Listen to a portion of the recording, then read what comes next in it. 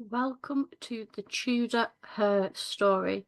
Today's episode is with the wonderful Kate McCaffrey, Assistant Curator and Castle Historian at Hever Castle.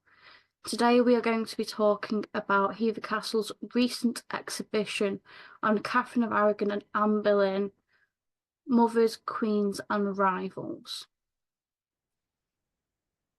Hello, Kate. Thank you so much for joining me. Hi, Jess. Thank you so much for having me on. I've been looking forward to this. Oh, so have I. So I thought before we could talk a bit about Catherine and Anne, we Mhm. could talk a little bit about yourself. Sure. So I was wondering, where did your interest in history begin? I think my interest in history began with my mum, actually. When I was very young, she always loved history, particularly kind of Tudor history, British history. And she always told my sister and I when we were growing up, she used to tell us stories of women in power in the 16th, 17th centuries. So I think growing up hearing those kind of stories of strong women like Anne Boleyn, like Elizabeth I, that really kind of imbued that sense of a love of history and a love of historical women, particularly into my life. And then in school and university, I obviously pursued history as a subject, but I've always kept that kind of love of the history of women very close to me. That's really amazing. And obviously, we know that you work with two very strong women in history. Yes, definitely. Um, what made you want to start your career in history? I think I've always wanted, if I possibly could at all, to pursue a career in something that I was passionate about. I think that's just the dream for most people, isn't it? If you can make a career out of something that you love doing, then that's a win-win. So knowing that I loved history so much growing up and loved studying it at university, I think I always hoped that I'd be able to kind of carve out a path for myself working in heritage in particular. I think for me, heritage is like history in practice because it's the places that people go to actually feel history alive still today. So I always loved working, the idea of working in heritage and working in keeping history alive for people. So I sort of, when I managed to get into it, I worked at Hever when I was very young, but then working in a new capacity after my master's degree, I sort of basically asked them very nicely and very persistently to create a job role for me at Hever based on the research I'd done, and it worked out very well in the end. And I'm obviously still there, but yeah, I've always been determined to try and work in something that I'm passionate about, and history has always been a great passion. That's amazing to hear. I think it's nice to hear that, once you've got a passion, you've worked on that passion and you've made it a career. Because I think a lot of people struggle to know how to make a passion a career. Uh, Definitely, yeah. And it can be hard, I think, but you've got to. I think persistence is a massive thing, and I've definitely had to be persistent. As Anne herself would have known, playing Perseverance, possibly in the Chateauvert pageant. You have to persevere. Absolutely. For people that don't know, you've done a lot of research into Anne's Book of Hours. Where did that interest kind of begin in researching her Book of Hours?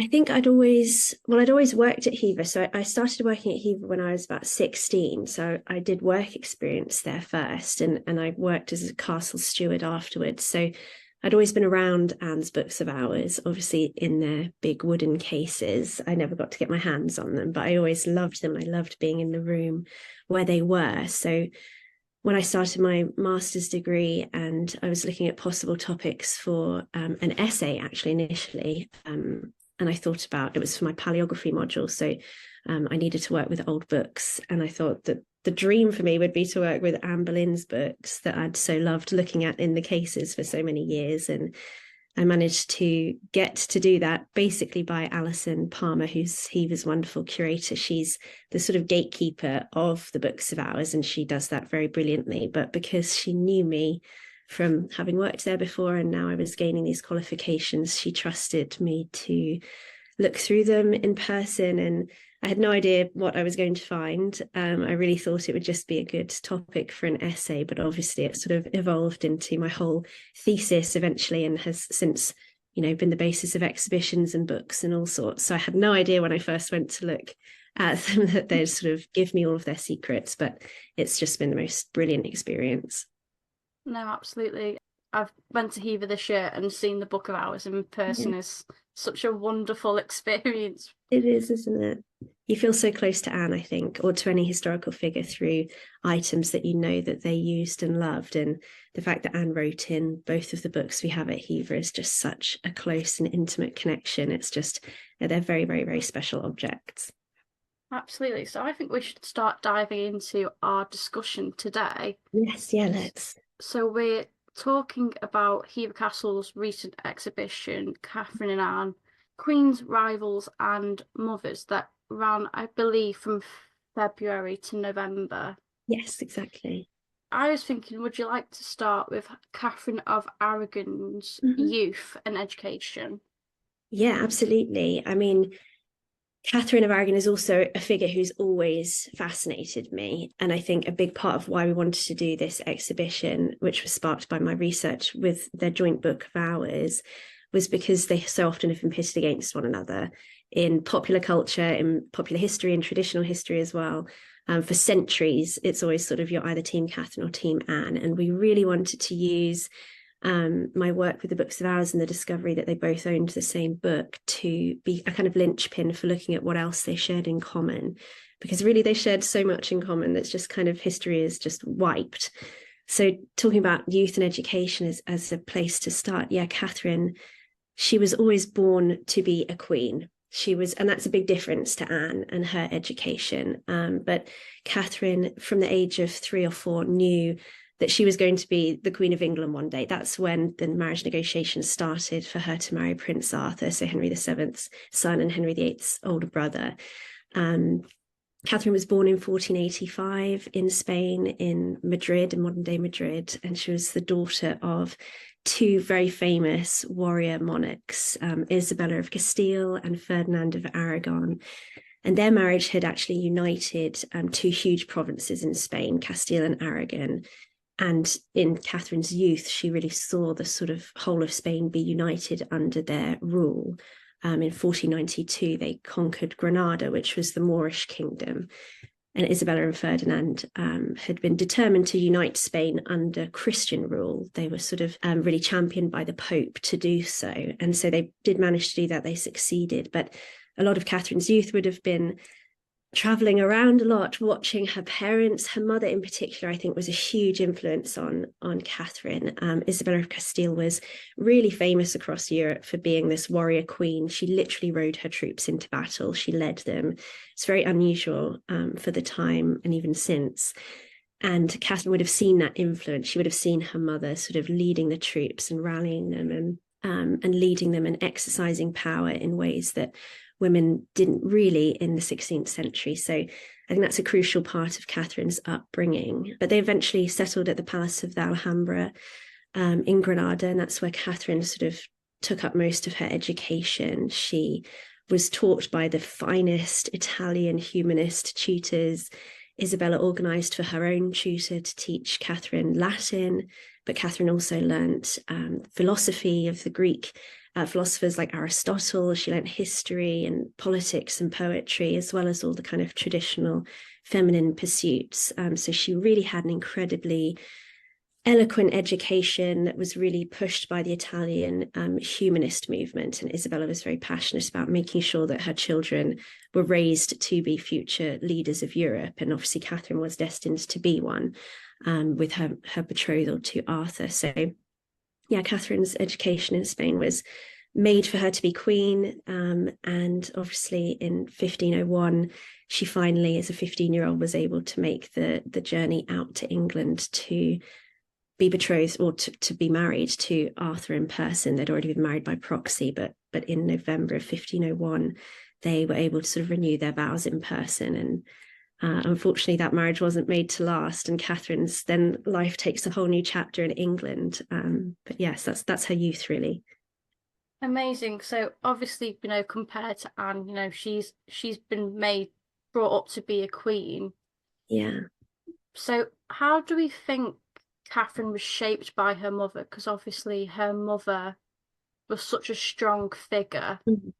She was. I mean, I think she was shaped in all sorts of ways by Isabella. I think she learnt how to be a good wife and a good princess from her tutors.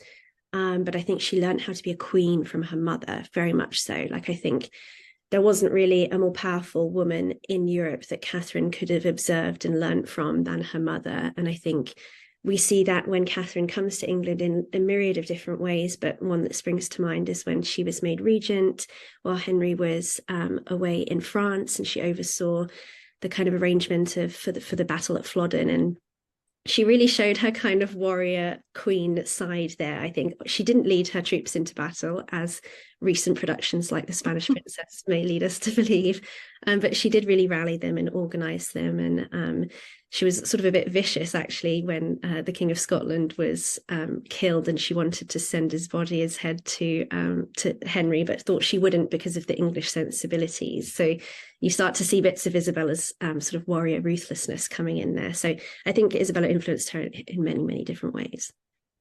So we know that obviously Arthur doesn't survive the marriage with Catherine.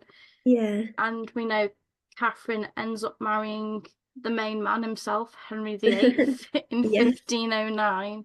Yes. What was their relationship like? I think actually Catherine and Henry's relationship was very, very strong at the beginning, which again, I think can often get lost in what we know happens in their later marriage and in Henry's later life. But actually, when they got married, Catherine and Henry were very much seen as the kind of perfect Renaissance couple, the perfect royal Renaissance couple. And they were kind of seen as the golden prince and princess, or king and queen of Europe. It was a marriage of dynasties, but it was also a marriage of two young, good-looking, cultured, educated royals. And I think there was a lot of popular goodwill for them. And I think the early years of their marriage, really up until maybe the late 1510s, early 1520s, was really quite happy. You know, they obviously were very unfortunate in the amount of pregnancies that they had that either didn't go to term or didn't result in living children beyond infancy. So that obviously, I'm sure, placed a strain on the marriage, particularly with what we know about Henry and his desperate and increasing desire for a living son. But they did, I think, have a really strong relationship. I think Henry genuinely loved her, and I think she was very devoted to him. And so I think it must have been absolutely devastating for her when their marriage started to break down. And I would say I don't think it was Anne Boleyn who was the catalyst in the breakdown of their marriage. I think it had begun to break down for years before Henry set his eyes to Anne. We know that he has a son by Bessie Blount, Henry Fitzroy. We know that he's having affairs. We know that he has an affair with Anne's sister, obviously Mary, before he turns his eye to Anne. So his eye is really wandering before he meets Anne. But I think, for the first part of Catherine and Henry's marriage, it is wonderfully successful. And I think they're in love and very popular. So it's a shame sort of knowing what we know about how it kind of devolves. No, I find that very interesting what you said, because I'm of the same belief that, it didn't just break down just like that. Yes, yeah. I do think the miscarriages had such emotional trauma on the pair of them, and I think, it did divide them. Totally. And I'm glad someone else has the same view, because obviously it's people have they're very opinion based when it comes to Catherine and Anne, Catherine and Henry, Anne and Henry. But what was religion like for Catherine? Because obviously we know she was very religious. Yeah, she was. I think religion was a central pillar of Catherine's life. I think she, as it was for many people at the time, but I think Catherine in particular, and probably in particular when her marriage with Henry started to devolve, I think she really relied on her relationship with God. And we certainly associate Catherine more with the traditional Catholic religion. That's how she was raised. I mean, she watched her parents conquer the whole of Spain to unite it under Catholic Christian rule. So she was very much brought up in the belief that that's the one true faith. And obviously it was for Christians at that time. The Reformation hadn't really begun at all until sort of the 1510s. So she very much sticks to that, though, throughout her life. She seemed to be very pious. She leads a very pious household. She instructs her ladies in waiting in how to lead a pious life. She loves religious books of hours, of course, being one of those kind of traditional Catholic texts that she engages with. And she's even said to wear things like hair shirts for penance for herself as well. So I think in some ways she was almost a more extreme religious example, very, very pious, and actually was praised by all sorts of people around Europe for her piety, including Erasmus, who is sort of one of the ultimate figures at the forefront of the Renaissance. And she commissioned him to write several texts for her about education, and particularly for her daughter Mary. And always she was praised for being a pious woman and a pious wife. No, absolutely. I think Catherine of Aragon was a model queen. I think she's Yeah. often referred to, isn't she? She's the model queen. Yes, absolutely. But I think it's time to mention the other woman, as she's often referred to.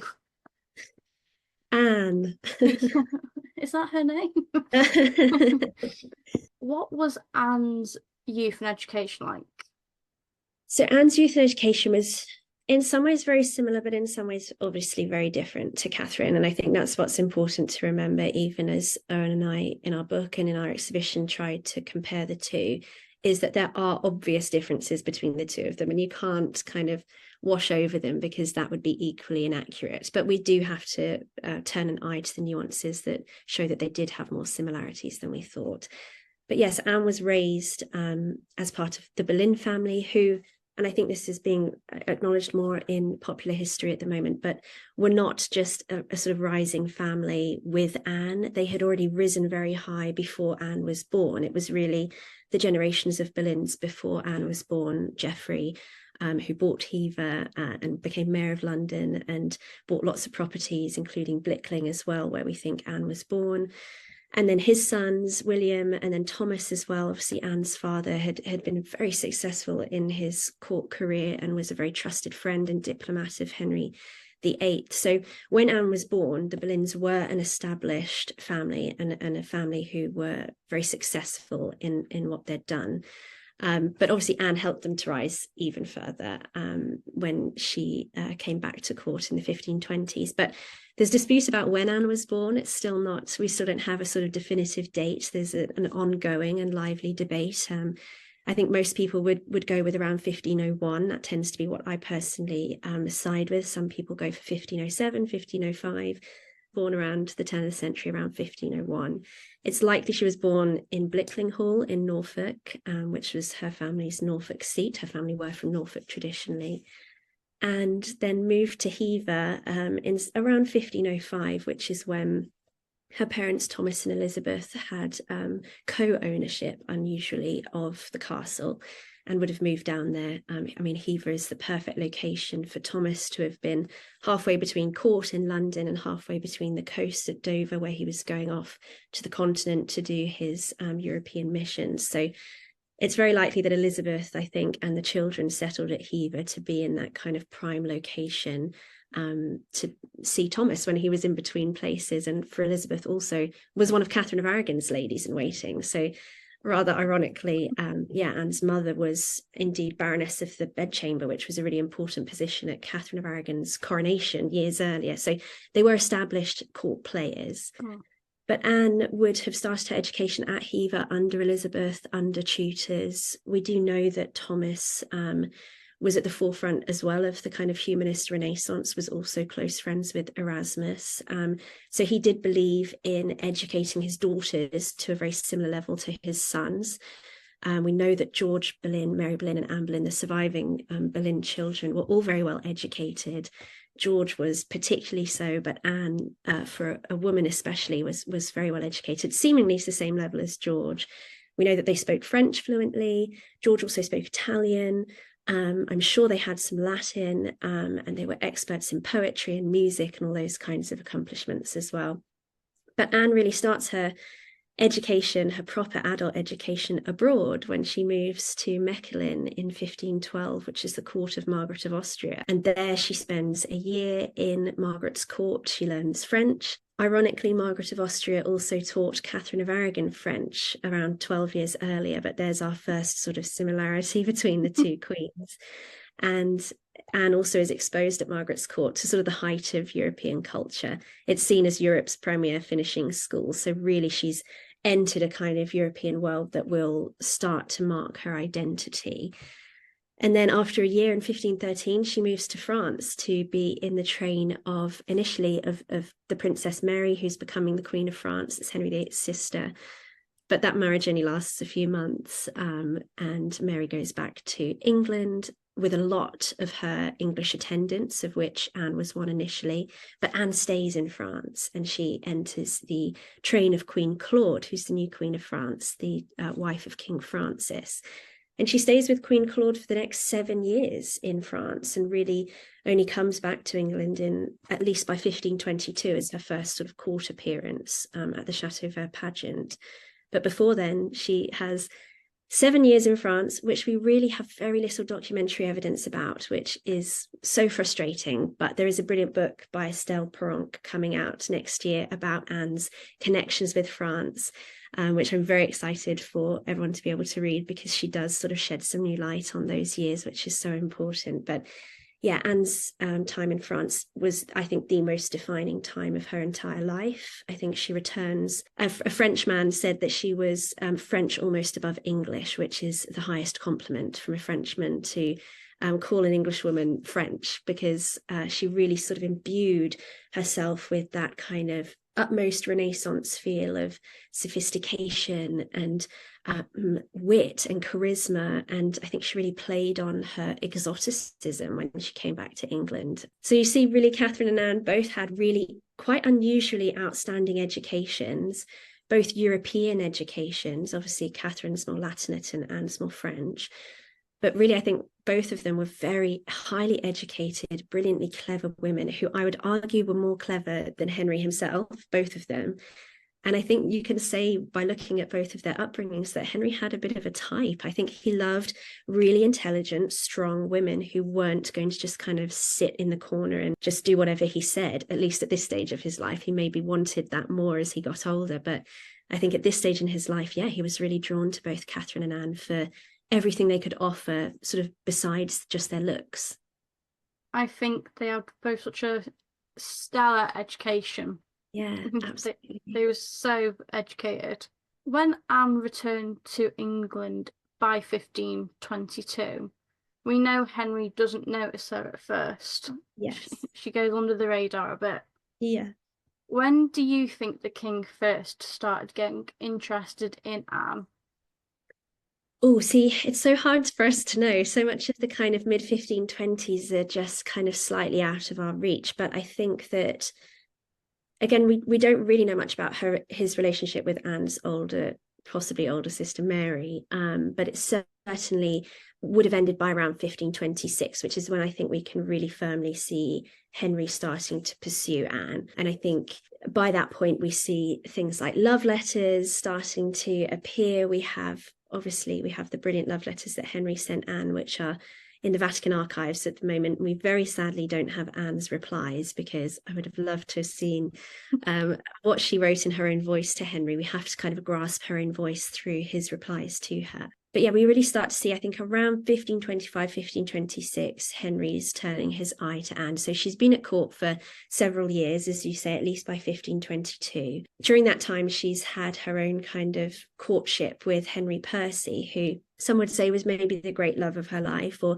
someone that she really did want to marry. But obviously that marriage is stopped by Cardinal Wolsey, who becomes one of Anne's sworn enemies, I think, for doing so. And then by the 1526-27, we have Anne accepting the king's proposal. So really it's a fairly swift, I think, change.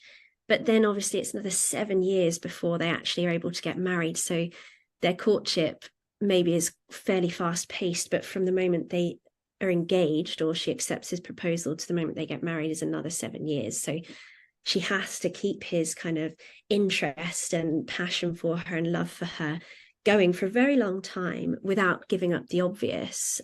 So she has to really kind of keep him on his toes, which I think she does very well. And yes, it's not until 1533 or 1532 that we know that they first are able to consummate their relationship and then get married shortly after. Bit of a weird question what I'm going to ask. Sure. But I always think about it. Go on. We know Anne didn't accept his advances straight away. Yeah. And I've always wondered, was that out of some loyalty to Catherine of Aragon? Because obviously she was a lady in waiting, and I Yeah. just wanted to know what your thoughts were on it. Yeah, no, that's a really, really interesting theory, I think. There must probably have been some of that in it, because as we know, Anne's mum is in Catherine's service for years. Anne and her sister are then in Catherine's service for several years before Henry turns his eye to Anne. And I think Anne would have admired Catherine a lot. I really do. I think, having been in France and learnt from many powerful women there, like Louise of Savoy and Claude and Marguerite d'Angoulême, I think coming back to England and seeing another queen, another European Renaissance queen in Catherine, I think Anne must have admired her and learnt from her. And we know that she learns from her in the ways that she manages Henry and exercises power. So it's definitely possible that that is a part of her kind of resistance at first. I always personally think that the main factor in Anne's resistance is more her observation of his relationship with her sister, with Mary, and how Mary is used by the king and then discarded by the king. And I think that is a lesson that Anne had probably seen multiple times in France. Francis I was also notorious for his mistresses, so I'm sure she's seen this kind of culture of women being picked up by kings and then dropped, and maybe going off to have an illegitimate child or be married off to someone. And Anne, I think, always had higher ambitions than that. I think she knew that she was not going to be one of those people. She wasn't going to let that happen, which really was quite a radical thought, because nobody had said no to Henry before. It just didn't happen. You didn't say no to kings. So the fact that she did, I think, immediately piqued his interest. And I think the chase was absolutely what he loved with Anne. And I think she played that so very well. But yeah, I think she learned a lot from Catherine, but also from her sister's experiences, and knowing that that wasn't the life that she was going to have for herself. And it's very brave and very bold. And I think it deserves a lot of commendation, really, that Anne didn't just sort of do the easy route and just say yes to the king immediately. She had a bigger, brighter vision for herself, and she stuck to that. So it's really quite impressive, I think. No, I completely agree. I'm of the camp that, she wasn't trying to manipulate the king. It was she was thinking it through, and totally she didn't just want to be another mistress. Absolutely. Yeah, she had higher ambitions, I think. Which I think should be commended, especially in Totally. and so moving on to the exhibition, where we try and not compare the work Catherine and Anne, we are trying to show the similarities between them. So I thought you could talk a little bit about the research you did in Anne's Book of Hours, and then finding Catherine of Aragon's Book of Hours as well. Yeah, totally. So yeah, my research began with just Anne's Book of Hours, her printed Book of Hours from 1527. It's one of two that Hever have in their collection. The other is a manuscript Book of Hours from the second quarter of the 15th century, so it's much older. And I think the printed Book of Hours has always been overlooked in scholarship before and in popular history. It does include Anne's wonderful rhyming couplet that she wrote inside, which is "Remember me when you do pray, that hope doth lead from day to day." And she signed her name, although a later binder has carelessly cut the page where she signed her name, and so the bottom of her signature is cut off, which is very frustrating. But it's a famous sort of inscription of hers, but I think beyond that, the book was never really looked at or considered in much detail, which surprises me and still does. But I think that it's been a privilege of my life, to be honest, to be the person who can study that book in depth and bring its secrets forward, because there's so much that it has to tell us. So I started with a close study of that one book. I found inside it 4 further inscriptions, which had been later erased in the book. So it was previously thought to only have Anne's note inside. And I found 4 further notes, which at first I hoped and thought might be written by her, but sadly they weren't. But they were written by people close to her, like a kind of network of Kentish gentry people, particularly women. 4 out of the 5 inscriptions in the book are written by women. And it seems to be this wonderful kind of story of solidarity and community and bravery in this kind of ring of people who kept the book safe after Anne's downfall. when it would have been really quite dangerous to own something that still bore Anne's name and inscription, when Henry was kind of attempting this sort of systematic erasure of Anne. And so the fact that these local women to Hever kept Anne's book safe from prying eyes, and that's the reason it survives today and we still have it, I think is just such a wonderful story. And so that was kind of one prong of my research, was the inscriptions and piecing together the provenance that they gave me. And another aspect was the realization that another book existed out there that was the exact same copy of the same printing, and that it was once owned by Catherine of Aragon, which is, I still remember the moment I sort of made the connection, and I was so confused and sort of second guessing myself and thinking that can't be right. They can't have both kind of shared this Catholic book from such a time. The 1527 is such a pivotal time in their relationship and in the changing structure of the Henrician court. So it's such an unusual connection to make initially, but yeah, that's one that has been really fruitful. And obviously printed books were printed in batches, so a good amount would have been printed at one time. So there are other copies of that printing still out there, and we released, I worked with Owen on some research that we released earlier this year, which found that another copy of that same printing was once owned by Thomas Cromwell, which is another really, again, initially confusing kind of figure to place amongst these others. They're all very disparate figures.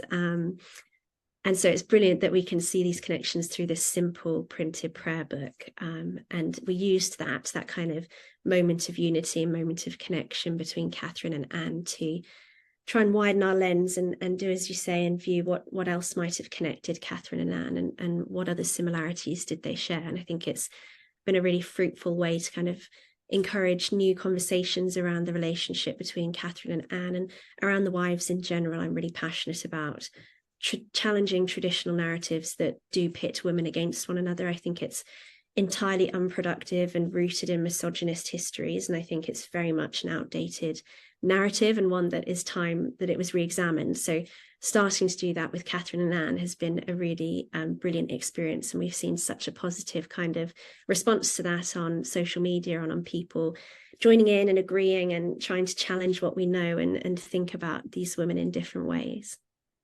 No, I completely agree. I get asked a lot, have you got a favourite wife of Henry VIII? I'm like, Yeah. no, I haven't, because I don't want to put them against each other.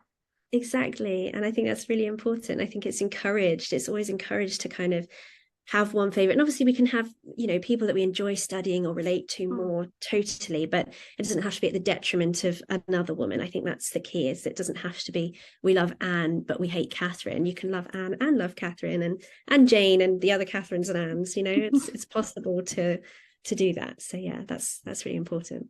No, I completely agree. So I remember reading, I think from your research actually, that Catherine of Aragon's Book of Hours was less detailed compared to Anne Boleyn's. Yeah. And I was wondering how you were able to tell that one was, more detailed and more gilt compared to the other. Yes, so that's brilliant question. And that was a big part of my research again, was once I had that connection between Catherine and Anne, I knew I had to compare their books as closely as I could to see what was individual about both of them. And a phrase that we kept coming back to in the exhibition was the same but different. And I think Catherine and Anne's books were the same but different, but I also think the two women were as well. And yes, Anne's book is very reflective of herself, I think. Anne's book is highly decorated. It's got gilt borders, as you say. It's got extra gold decoration.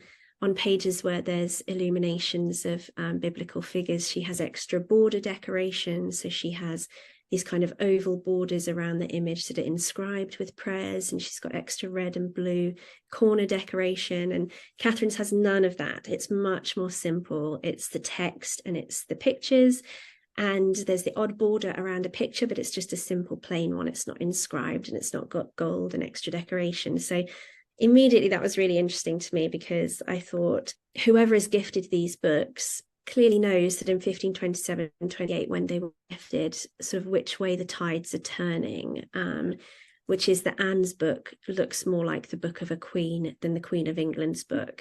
And so I think you can tell that by this time, the public kind of opinion at court is maybe shifting. People know that Anne's star is on the rise and Catherine's, unfortunately, is on the wane. And that's one kind of insight, I think, into the time that these books can give us. But another is possibly if these books had input by the women themselves, which is a possibility, that whoever gifted these books was able to ask for preferences from the people that they were gifting them to.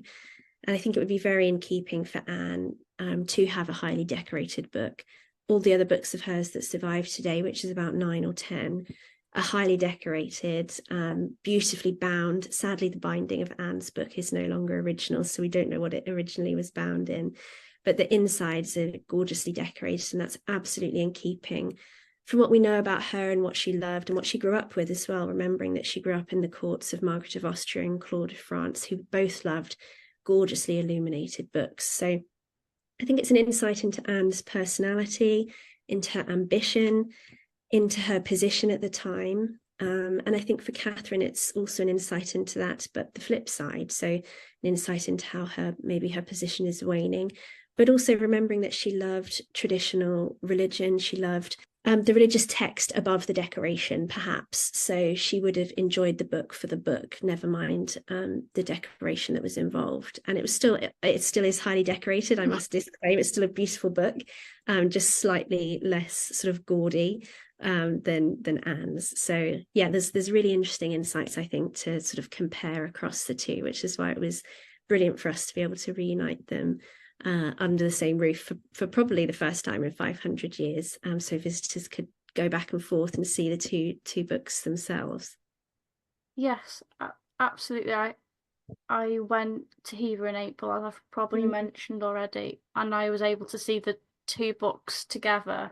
Yeah. And it was just so amazing to be in the room with two Queen's books of hours. Yeah, and special, isn't it? Just look at them like that there.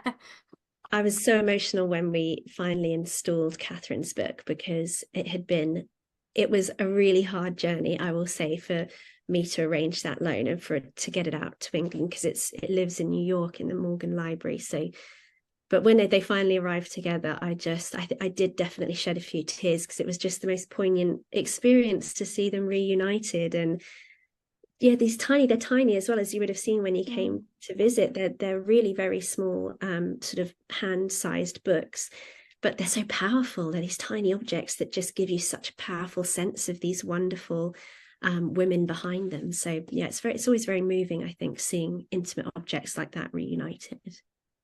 No, I completely agree. Going back onto Catherine of Anne and moving past their books of hours, because I think I could talk about them all day.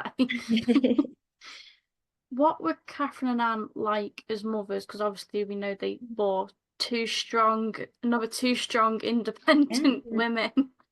Totally. Yeah, I think that's maybe their ultimate point of unity. When we were looking at their similarities and when we were writing the book, I think what Owen and I kept coming back to is the fact that maybe their ultimately uniting point is that neither of them gave Henry the son that he so longed for, but they gave England her first two queens regnant, who both of their legacies, both Mary the First and Elizabeth the First legacies, have long outlived, ironically, the legacy of Henry's eventual son by Jane Seymour Edward.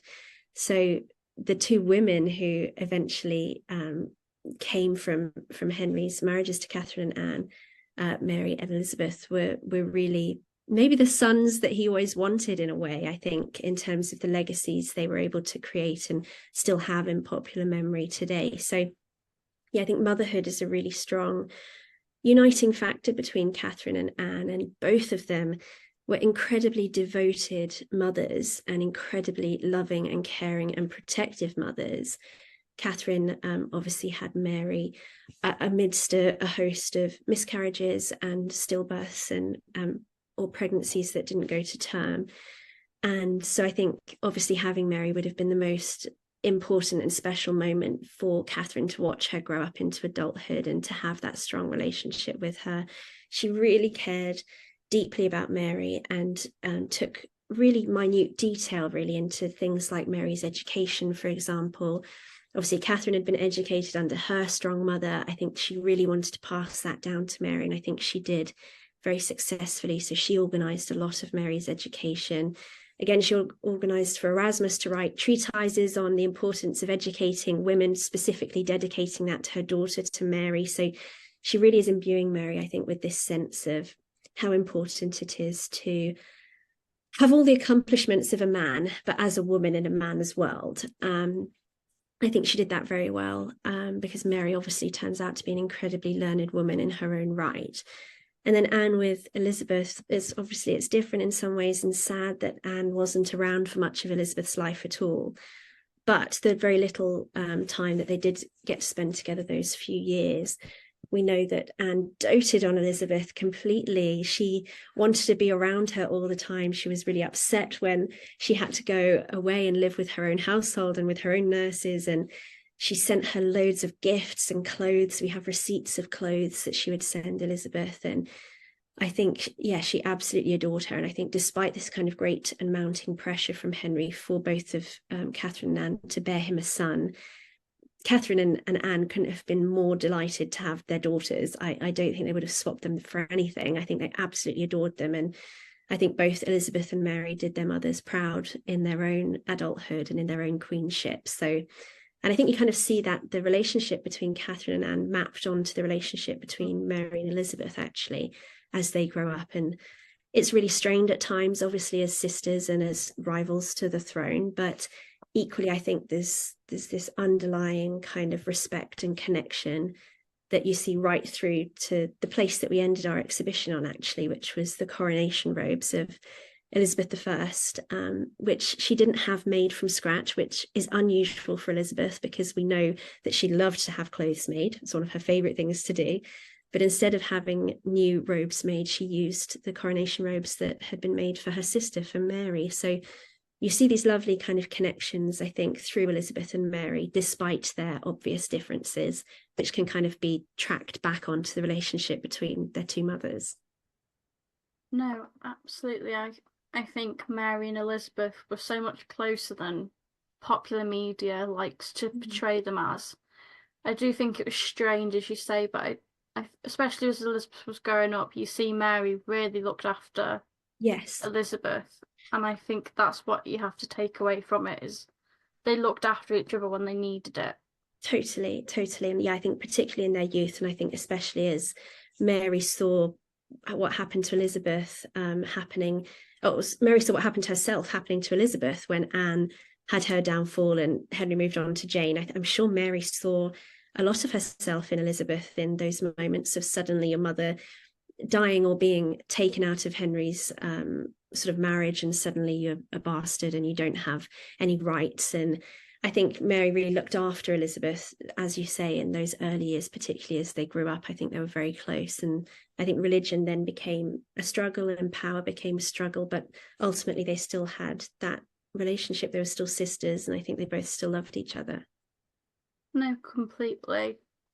Are there any similarities in how Anne and Catherine ruled as queens?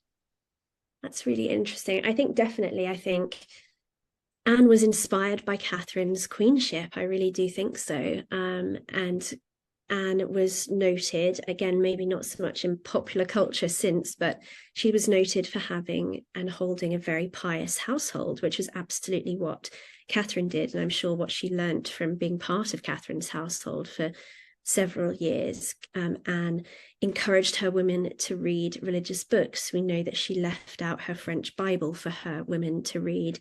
We know that she read with her ladies and encouraged them in this kind of pious living. And I think, unfortunately, in hindsight, in popular culture, often Anne's queenship is seen as much more riotous, and she lets her ladies run wild, and it's a much more kind of sexualized atmosphere in Anne's household than it was in Catherine's, which is absolutely not the case. Anne was very much a strong and pious queen who played by the rules very much with her household. Obviously, the language of courtly love was eventually one of the things that slightly caught Anne out in the end with some of the comments that were made. But for the most part, she really did take care of her household in a similar way that she'd watched Catherine do. And I think we also see real big similarities in terms of patronage. So both Catherine and Anne were really forefrontal people in the kind of patronage of the arts, of religion, obviously different types of religion. Catherine was mainly patronising Catholics, and Anne patronised reformers. But we see that passion for protecting new ideas coming from both of them, but also patronage of the arts. They both loved literature and poetry and culture and music, and they both really tried to promote those interests at court. And I also think we both see between their queenships a really strong engagement with politics, to be honest, which again is often, I think, stripped away from them when we only see them as the wife and the other woman. That kind of active political side, I think, gets lost, but both of them really were active as much as a woman could be in politics. I think particularly Anne, but Catherine very much as well. You know, she, as we've mentioned, she was regent for a while at Flodden while Henry was away, but also she continually was kind of working Henry. I think they were both very good at working Henry to say things maybe at the dinner table to then hopefully get into his head to start influencing policy.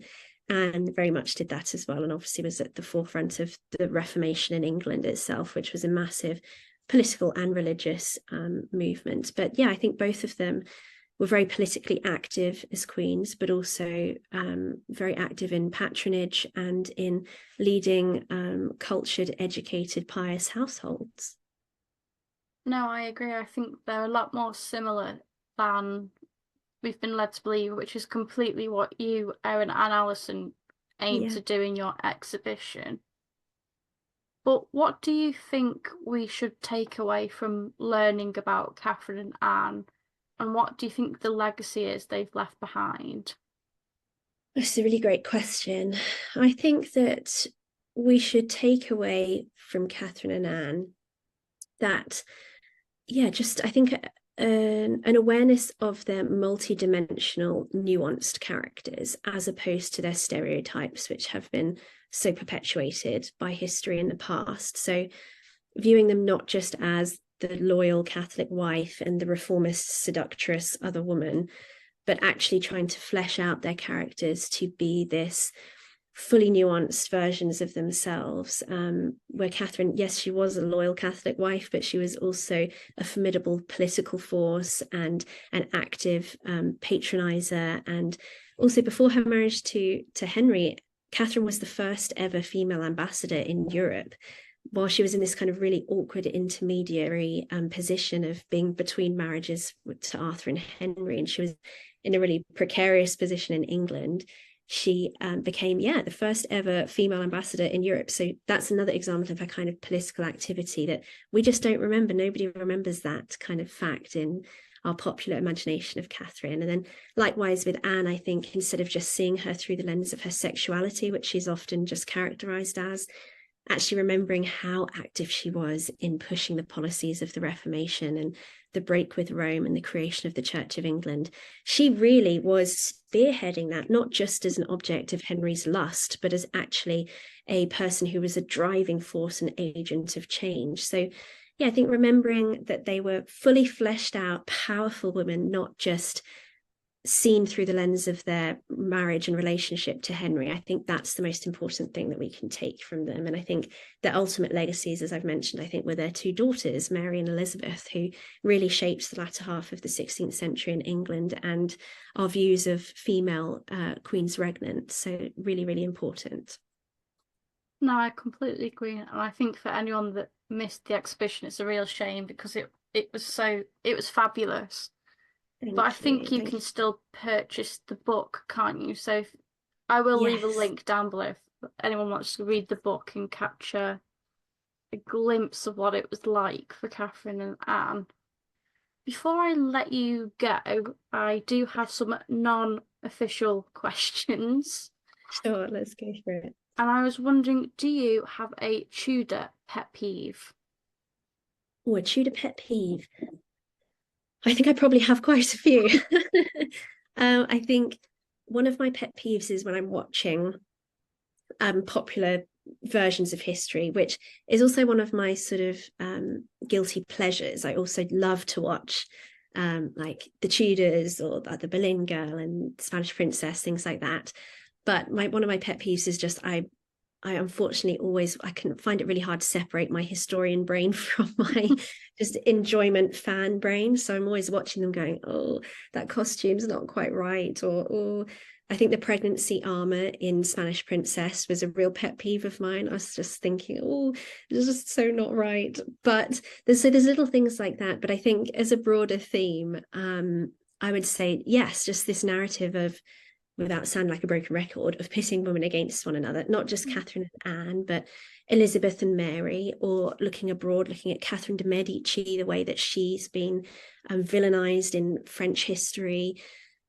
Just the view of women, I think, in history has always been something from childhood that I've wanted to try and influence and in a positive way, and try and challenge traditional male narratives. And if I'm looking at pet peeves, I would say that that's one that still is very pervasive. For example, Mary I being still known largely as Bloody Mary, and there's some brilliant work going into Mary's image by a host of wonderful scholars.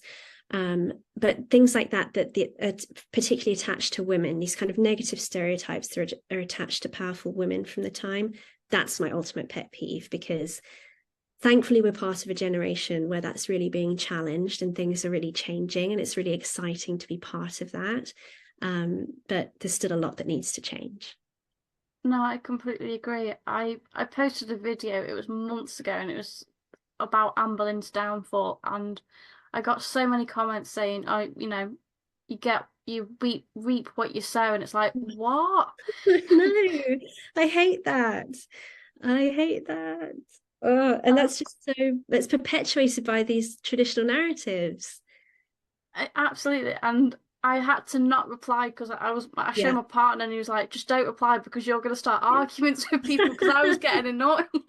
Like, it's like, no, this is wrong. That's what you have to do sometimes, is not try and rise to people. I think sometimes people in comments just leave you comments to try and bait an answer back. So sometimes you have to just not do it. But I do that. Owen and I message each other all the time if we see things online about that are perpetuating stereotypes of people that we've studied or that we love, and we're like, oh, this is so frustrating, I wish we could jump in, but you can't jump in at every single comment or you'd be there for hours. But actually, speaking of comments, I have one last pet peeve, if I can just say one more. And that's about all the comments we get when we post pictures or videos of us holding the books of ours with no gloves. And guaranteed 90% of the comments will be, why are you not wearing gloves? You should be wearing gloves. But not in a very polite way, it's often said. So just to disclaim for anyone who's watching or listening, we don't wear gloves when we're holding old books or manuscripts. They deaden the senses in your fingers and you're more likely to damage the books. So the National Archives state the guidelines and we all follow them, and it's clean, dry hands are best practice, and has been for a very long time. But it's funny how many people you get thinking that they know the best, and you just have to try and be politely correcting, I guess. You heard it here, you don't have to wear gloves. I do actually see that because I follow Hever Castle on TikTok, and I'm just like, okay. We have an article now on the Hever website, so we can just direct people to that. Brilliant. Do you have a favourite Tudor book, or like it can be fiction or non-fiction? Oh gosh, that's a really good question. I'm sure, as your bookshelf probably is, my bookcase is filled with Tudor books. So many. I think the Bible for me of Anne Boleyn, I have to mention, is Eric Ives's The Life and Death of Anne Boleyn. I mean, that was probably the first actually scholarly book I read about Anne.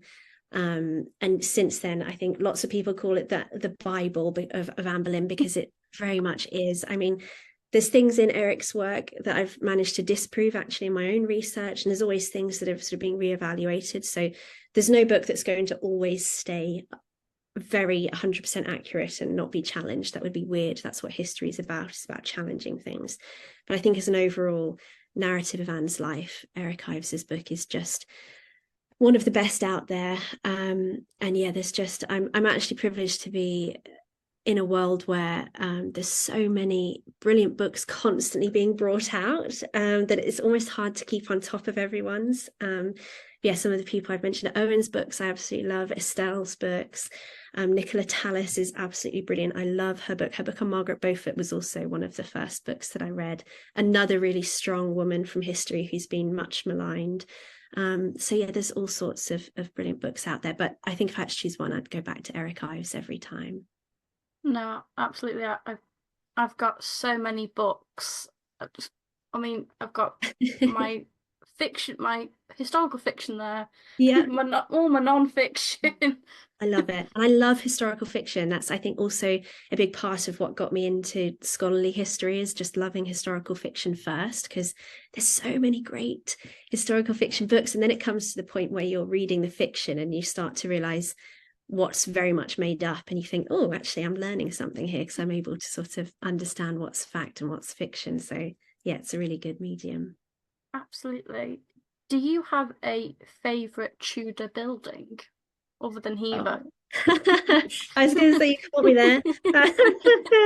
Obviously, I'd have to say Hever, but aside from Hever, Hampton Court Palace is always going to be, I'll always have a real soft spot for. Obviously, it's a real jigsaw of different eras, Hampton Court, but the Tudor kind of Great Hall and the Tudor apartments are, I think, just some of the most special survivals. And I love the Great Hall so much. And I love the H&A outside on the Anne Boleyn's Gateway. And there's so many different aspects to Hampton Court that I feel like I could visit there so many times and never get bored, because there's always something new that you'll notice. And I think that's the beauty of such a big space like Hampton Court compared to Hever, which is a lot more small and a lot more intimate. And I'm still learning new things about Hever every day, but in somewhere like Hampton Court, I think just the volume of space there is to see is just incredible. And I think they're reopening the Wolsey apartments soon, which I'm really excited about, because I've not seen those in a while, I think, since pre-pandemic. So yeah, I'd probably say Hampton Court. But there's so many brilliant. We're really sport for choice in England and in Britain, I think, for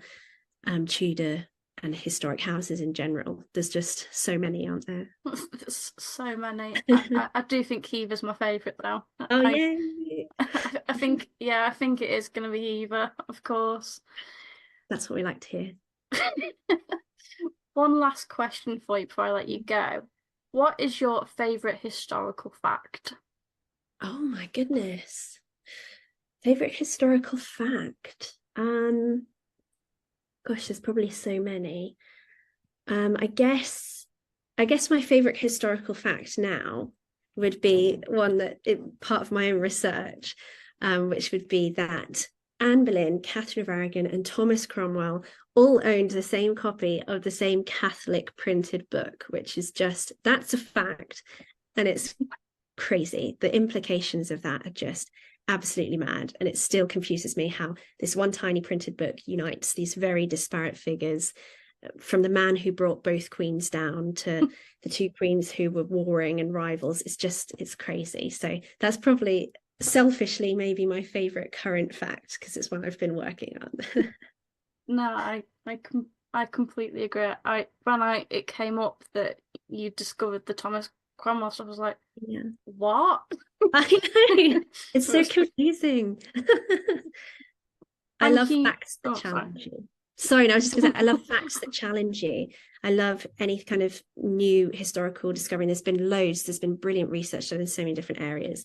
But any historical fact that challenges something that you already knew or confuses something that you thought you knew, I think that's just so exciting. No, I completely agree. Thank you so much for coming on today. I am very grateful. You're so welcome. Thank you for having me. I've had great fun. Thank you so much.